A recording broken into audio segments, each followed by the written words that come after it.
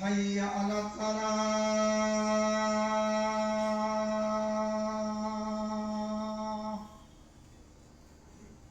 حي على الصلاة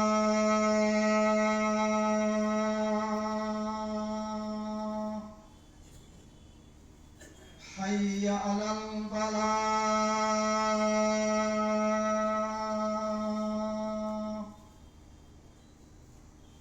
حي على الفلاح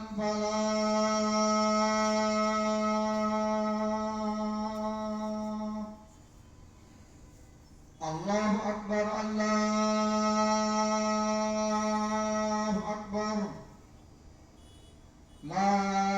إله إلا الله.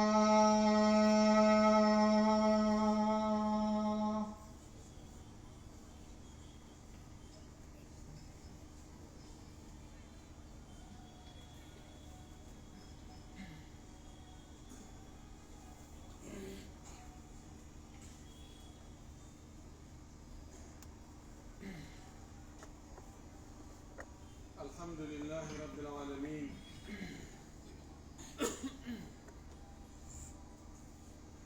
الحمد لله ولي الصالحين خلق الخلق وقدر المقادير وكتب الأرزاق والآجال فلا حرص يزيد ولا كراهية تنقص نحمده ونستعينه ونستغفره ونعوذ بالله من شرور أنفسنا ومن سيئات أعمالنا من يهد الله فلا مضل له ومن يضلل فلن تجد له وليا مرشدا أشهد أن لا إله إلا الله وحده لا شريك له وأشهد أن محمدا عبد الله ورسوله وصفيه من خلقه وحبيبه اصطفاه واجتباه وبعثه رحمة للعالمين وهداية للمتقين. اللهم صل وسلم وبارك وأنعم عليه وعلى آله وأصحابه ومن سار على منهجه واتبع سنته إلى يوم الدين. عباد الله اتقوا الله حق التقوى وراقبوه في السر والنجوى واعلموا أنكم غدا بين يديه موقوفون وعن أقوالكم وأفعالكم وسائر تصرفاتكم ستسألون وستحاسبون. من عمل صالحا فلنفسه ومن أساء فعليها وما ربك بظلام للعبيد. ثم اعلموا رحمني الله وإياكم أن الله قدر أرزاقنا وكتب آجالنا فلا يزيد في العمر حرص حريص في الحياة ولا ينقص من عمره كراهية من كره من حياته. وقد كتب الأرزاق الحرص لا يزيد والكسل لا ينقص وكل سيلقى أجله وسيلقى رزقه. وإن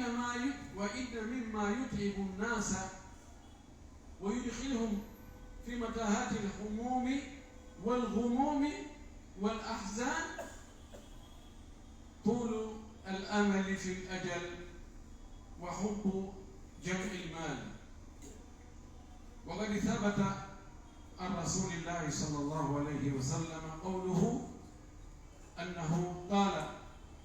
من كانت الآخرة همه جعل الله غناه في قلبه وجمع له شمله وأتته الدنيا وهي راغمة. ومن كانت الدنيا همه جعل الله فقره بين عينيه وفرج عليه شمله ولا يأته من الدنيا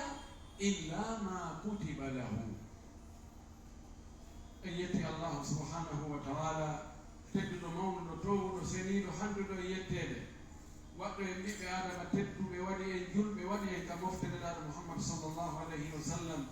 مجري من النعمة جليل قل أن تأتي مجي en yettimo ko kanko tagi nde tagore fof, kanko windi lagge ɗen, kanko eɓɓi eɓɓoreji ɗin fof, waɗi koddoriyeji makko ɗi, koddoriyeji woodingol ngol e tagugol ngol, ɗiɗo ɗi woppata, ɗiɗo ɗi ardayno allahu subhanahu wa ta'ala windiri non no o hoddirno noon. Iɗen seedi to haqqe makko wonɗo e hoore men ɗon, wonde ko kanko ɗum tagi en, ko kanko ɗum wurni en, ko kanko ɗum woni warowo on, ko kanko woni immintinowo, awa kadi ko kanko ɗum hana rewede, laɓɓinane dewe ɗen kadi, wotinɗinne kanko ɗum, o ala tokkal, o ala nando, o ala ɗimmo, o ala tammo. Eɗen toromo yo juulu e nelaɗo meɗen Muhammad sallallahu alayhi wa sallam, o jiyaɗo makko moƴƴo mo o neli e meɗen, o nelirimo yurmede,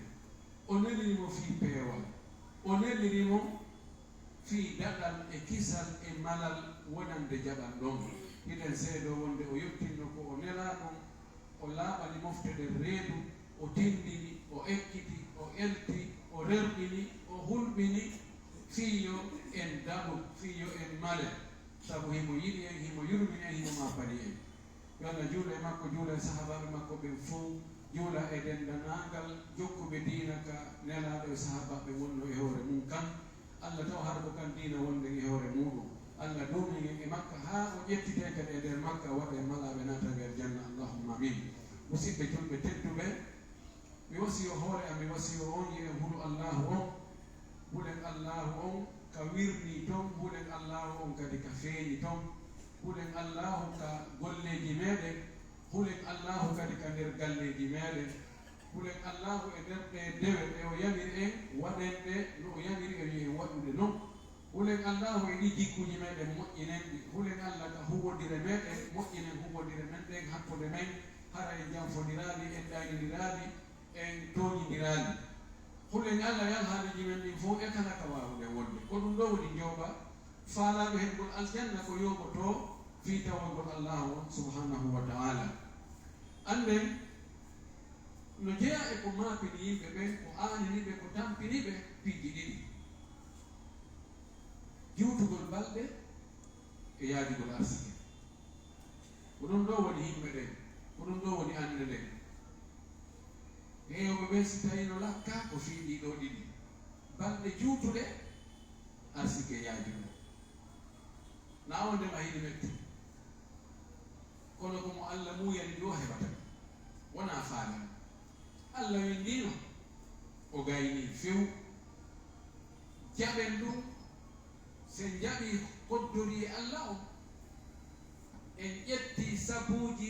ɓayi Allah no yamiri en ƴetti sabuuji ɗi, en fawtoto, en heɓay ɓuttu ɓernde, en heɓay malal, en heɓay deeƴere. Goɗɗum fuutatako en makoɗen ha feƴƴita.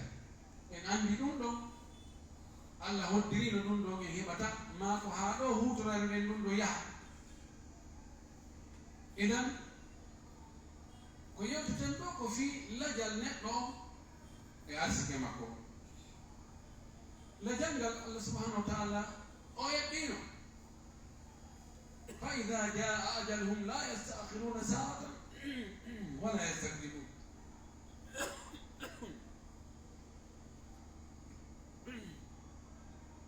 wa li kulli ummatin ajal fa idha jaa ajaluhum la yasta'khiruna sa'atan wala yastaqdimun. Bo ɓe no majja jam, bo ɓe no yaɓɓana ko honde maayata. Ɗo enon ɗon hewtude ko goɗɗo monani ma o wawatama wadde. Si ɗon hewti ko goɗɗo yiɗan ma o kadi o wawatama dandude. Ko ɗum waɗi Imam al-Bukhari e Imam Muslim no fiddi ka defte muɗum ɗiɗi selluɗe. Nelaɗo Allah sallallahu alayhi wa sallam no maaki: yujma'u ahadukum khalquhu fi batni ummihi 40 yawman thumma yakunu mithla dhalika nutfatan thumma yakunu mithla dhalika 'alaqatan thumma yab'athu Allahu ملكا فيؤمر ب40 بكتب أجله ورزقه وشقي أو سعيد أو كما قال صلى الله عليه وآله وسلم. وما كان قلنا في وقت قربت من هذا أنتينا لندو وهذه لندو هذه هبة لندو كأي ولا لندو كلندو هبة لندو كأي ولا لندو هذا وانا لو هذا كوني بيجيبنا كوب واتام هذا يوانوني لندو مفتام لندو وعندي نيندو وند بيجي لفوق الله يبينه وانينو program مكم owi goɗɗo e meɗen tagu mungu no mooɓidire ka reedu yumma on tigi balɗe 40 taa ko toɓɓere maniyu tawa no wadde ko wiyete amchage jillodirgol ngol hakkude gilkoy koye e wofonde nden ma gilkoy koye e boforde nden o wona kadi fayi balɗe 40 ko heɓɓere ƴiiƴam o wona balɗe 40 ko huyre tewu ko on tumati noon teroy koye fuɗɗete yaltinede woni balɗe 190. allahu subhanahu wa taala si hewti on marhala ɗon on étape ɗon allah emine malaikajo yamiramo yo waɗu piiji 4 o yamira yo windu lajal makko ngal oɗo koko wona e moƴƴinede ka reedu ɗo ko ɗum ɗo lajal mum ngal ko ñalande kaari ko balɗe ha saba kaari o wurata ko duuɓi ha saba kaari yo windu arsike o kadi fof ɗum ɗo heɓay ɗum ɗo e nder gurdam makko ɗam yo windu o ko malaɗo maɗum o ko mankisaɗo ɗiɗo 4 ɗi winde hadis goɗɗo ko wi رفعت الأقلام وجفت الصحف كرغol windugol ngol ƴawi ko winda ko yoori ɗum ɗo montata ko hande kadi ɗum waɗi neɗɗo no haani sellinde finde mum nden si jarrabuyeji ko yani e makko wota o ɗaɓɓuka o ɓaha ɗum o acca koddori e Allah ha ɗum namere ha ɗum ko o geraɗo ko o waɗaɗo ko ɗum ɗo e ɗum ɗo ko jinna jonniti ñanne ko bile ko ɗum ɗo e ɗum ɗo wono andirɗen noon hande yimɓe heewɓe ɓen kala ko waɗi haray ɓe bakay ɗum nokku goo kaari on no ndaranmi gite bonɗe on no mannimi on mbiɗo tañƴini mi yi o ndaran tum o ɓeniti fuuta o waɗni tum o wattitiri ni joni sen ndaari en tawaye fayda wiigo ɗum ɗo ko koddori Allah Allah windino ɗum ɗo ko seeɗaɓe ni gomɗini ɗum tentini ka ari ɗo joni yawgol moccugol yimɓe moccoyo ha gayna imma cheytane wingi wowla ka ɗengal nawnuɗo wowla toon piiɗi ko faala ma kamɓe tigi moccoɓe ɓen ɓe halditi ɓen ɓe wowla fenande ɓe monta awa ɓe ndaara moɓe andi no ɓuri ande on tigi ka famille toon ma aada no yaari weldigal ɗuuɗa hakkude won baba gotoɓe won siniraɓe won nene sinama sifa on ɗum ɓe ko ɓen yimbini men ko kamɓe haɗuma haɗi ɓiɗɗo ma on heɓa breve haɗi ɓiɗɗo ma on jomɓe haɗi ɓiɗɗo ma on heɓa visa kala defet ko heɓuno ka famille toon hala ɓe andi gasa ɓe andi ɓe wala awa ko minen ɗo hanno ɗum ko mone ɗum ko ɗum ɓe yimbiniri men ɓe faala bonnude fima ange ɓiɓɓe maɓe ange ɗum ɗo e ɗum ɗo koddori Allah walline to idan anden oɗo hadis bolli e wonde piiji ɗin fof Allah eɓɓino ɗi ko eɓɓi kon noon alqadarul kawni la yatakhallaf koddori e fi tabugol ngol e wurnugol ngol e wargol ngol ɗum ɗon la yatakhallaf ɗum ɗon tultata few ko qadarul shar'i o ko ɗum ɗon goɗɗum yata hakka goɗɗum yatakhallaf ko Allah koɗɗo hoddiran en yon tigi yo feew yo juulu yo hooru ma yo hajji ma yo zakku ma yo waɗɗum ɗo ɗum ɗo o accidi on tigi e faale makko ɗum ɗon no ronka laatare idan ande lajal ngal famningal hewtade neɗɗo o maayata ko ɗum Khalid ibn Walid hiɗen anndi ko goto e jambaruɓe daraniɓe l'islam waɗi jihadi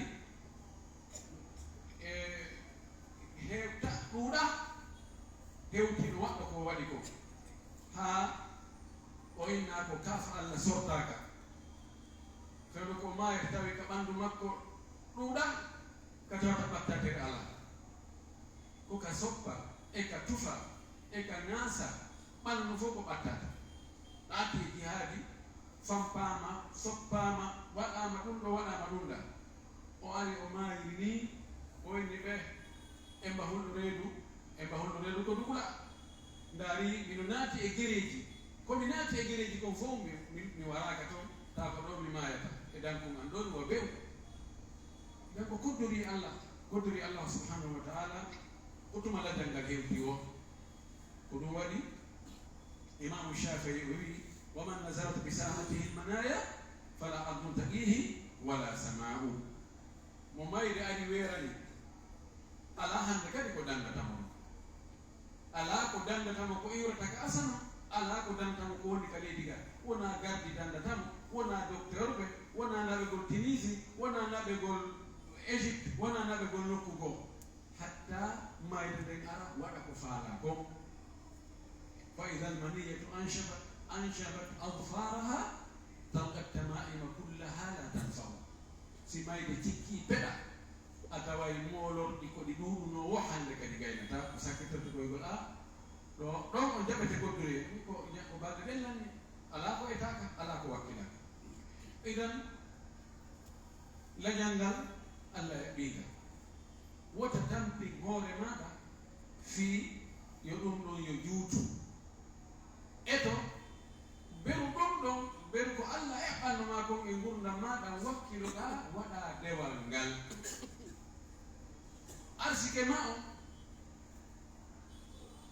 arsike ma on no ɗaɓɓe ɓuri ko lajal ma ngal wonma e ɗaɓɓude fof ɓuri ko arsike ma on ɗaɓɓete ko no ɓuri ko wonɗa ɗaɓɓude arsike ma on ko ɗum waɗi ari hadith mo Abu Nu'aym firli ka Hilyatul Awliya Cheikh Albani maki hadith on mo seddi wi law anna al-insana farra min rizqihi kama yafirru min al-maut la adrakahu rizquhu kama yudrikuhu al-maut hara neɗɗo on dogirino arsike mum on doga wota arsike o hewto ɗum falaka arsike fes doga arsike on doga e jokka mo hewtoyomo hara o dogir arsike on no dogirta mayde noon mayde kanko dogirte ɗum inna almawta allati tafirruna minhu fa innahu mulaqikum mayde nde dogo toon nde on fotta e mayde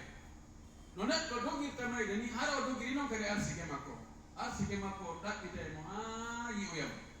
wano wonire nde mayde nde o dogata ni nden kandi ɗaɓɓita e mo ha ɓe fotta idan allah no fawma goɗɗum o fawtanima goɗɗum wota makor ko allah fawtanima kon ha ko allah fawma kon fuutoma ko fawma ko ya feewi ko ya rewmo ko ya hulmo ko ya ɗofto ko ya waɗu farillaji meɓriraɗi sunnaji ɗi ko ya rento e harmude ɗin etoɗa waɗɗuɗa seeɗa kadi awa añaɗi ɗin ko ɗum ɗo o yamirma ko ɗum ɗo o fawma an o fawtanima wonde arsike on ko kanko fawtanima wama min dabbatin fi l ardi illa ala allahi risquha wa ya'lamu mustaqarraha wa mustawda'aha kullum fi kitabin mubin ala e memminotongel ka hoore leydi ɗo woni ko neɗɗo woni ko daabe woni ko kullu kala ko ruɓata ko memminato ka hoore leydi ɗo ala tawa ñaamay si wona arsike mum on koye jungo allah woni ko allah jogani ɗum arsike o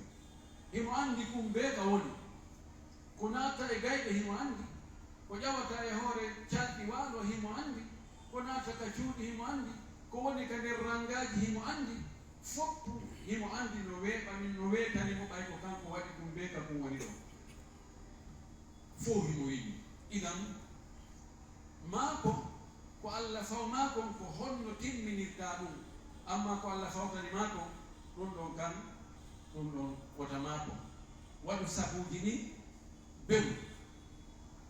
ko dagi ko ɗum waɗi علي حديث عمر بن الخطاب رضي الله تعالى عنه في اللي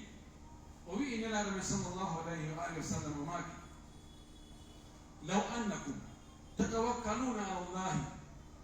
حق توكله لرزقكم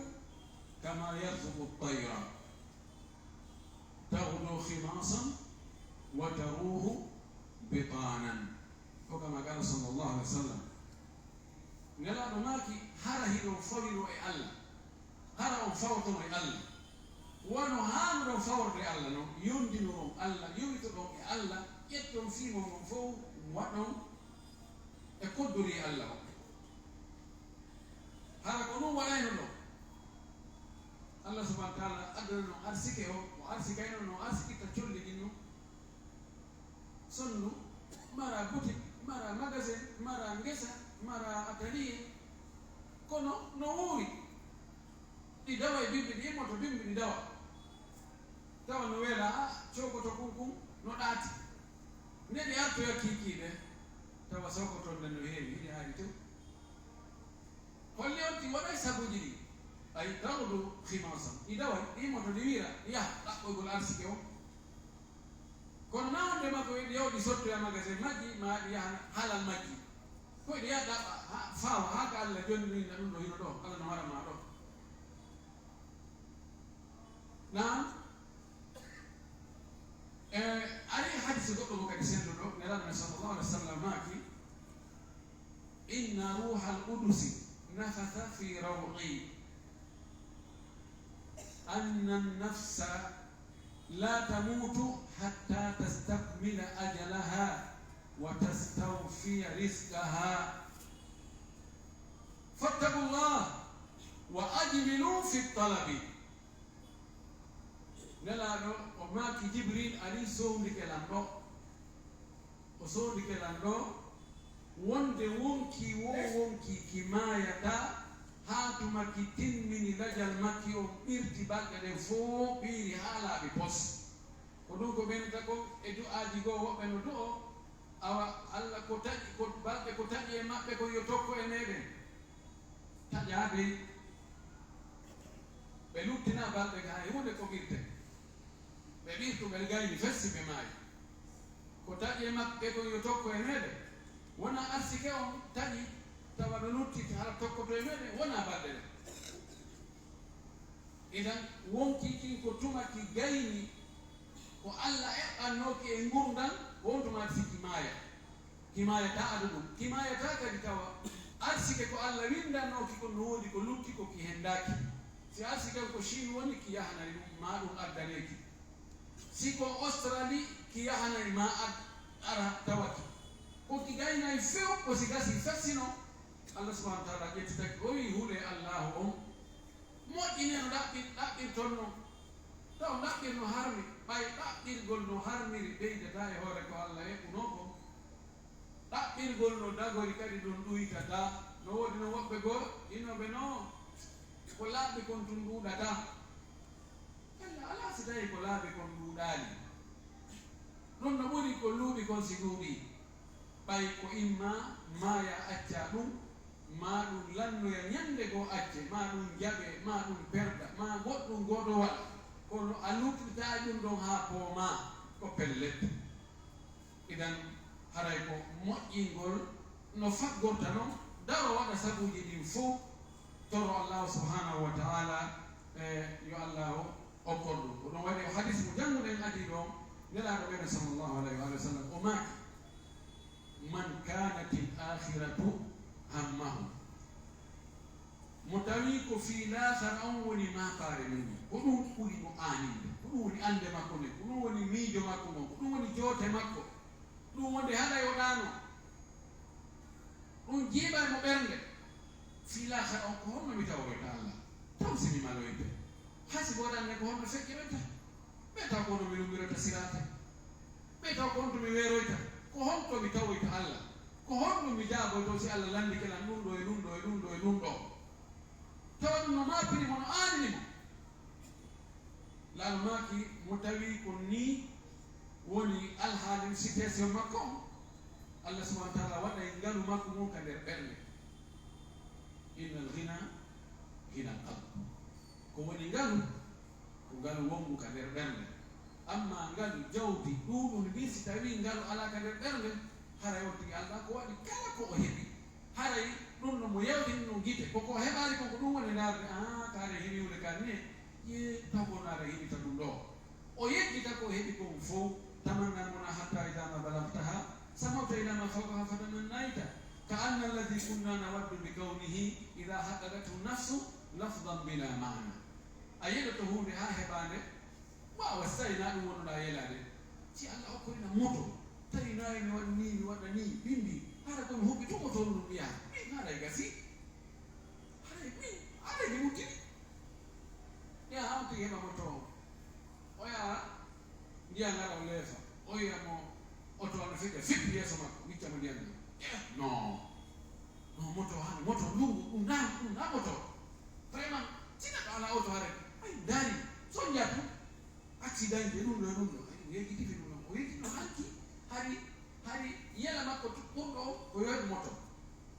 ya acci kadi o heɓa auto o heɓa eyo reno Airbus ma auto on joso ɗum eyo alhamdulillah ɗo siko nange ɗuman puno mbay ɗum ɗo fifti mi waɗa ɗum na waɗa yimɓe nayi mi waɗa ɗum ɗo no auto mala climatisé ɗum ko fo jatu so climatisé ala ɗum ko fo jatu si ndiya ngari sa cippini ndiyam ɗa naata sa fermi nguleni waɗi ya ha o heɓa kadi auto on ɗum ɗo no climatisé no huuɓi o yaha o wiya ko paraɗowal no fejawdi ni yo ko ɓeɗo non wuri adna ko yaraɗo a heɓtata ko kono wi tamannal mum hatta idama balagta samawta ilama fawqa fatamannayta idan ngalu mum ko ka ɓernde ɗo ko ɗum ɗo Allah hokkono yimɓe moƴƴi ɓe artinoɓe sahabaɓe nela tawa biru ko heɓi kon ɗum no alhamdulillah so andi ko honno way no masude alhamdulillah wallahi mi wetti Allah laaɗoma kadi mo weeti tawi himo hooli